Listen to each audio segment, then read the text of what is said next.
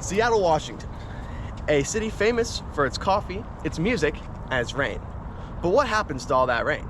Well, some of it waters our plants, some of it flows off into the Puget Sound, and some of it causes this. This is a combined sewage overflow, or CSO for short.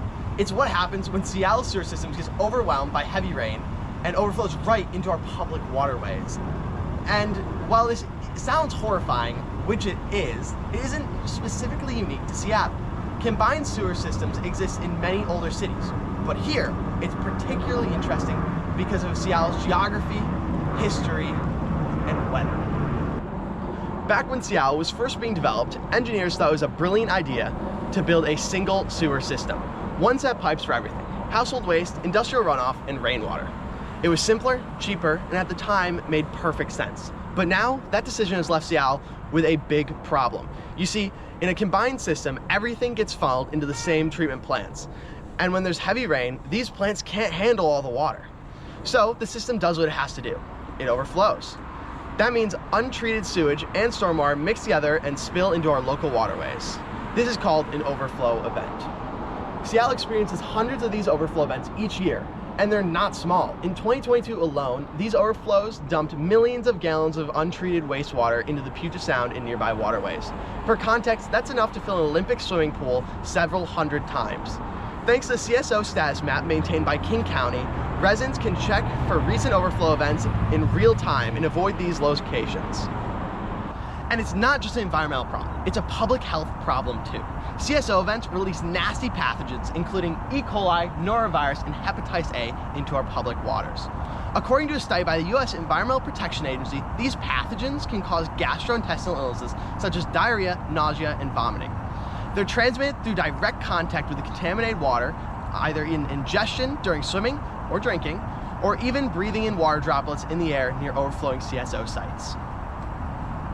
Right here at the Montlake Cut, students from the University of Washington, Seattle often swim and kayak, completely unaware of how close they are to active CSO sites. It's easy to see the appeal of water on a warm day, but these unseen dangers are chilling.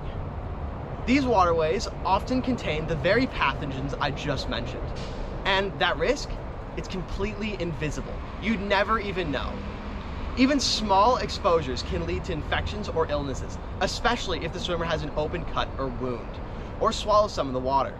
It's hard to think that these terrible things can happen right here on our own campus. So, who's keeping track of all this? Agencies like Seattle Public Utilities and King County Department of Natural Resources and Parks monitor the water quality and track CSO events. They collect samples during and after these overflows to measure things like bacterial counts and chemical contaminants. Studies published by the U.S. Environmental Protection Agency and local health departments have shown clear links between CSOs and spikes in waterborne illnesses. Seattle is working on solutions.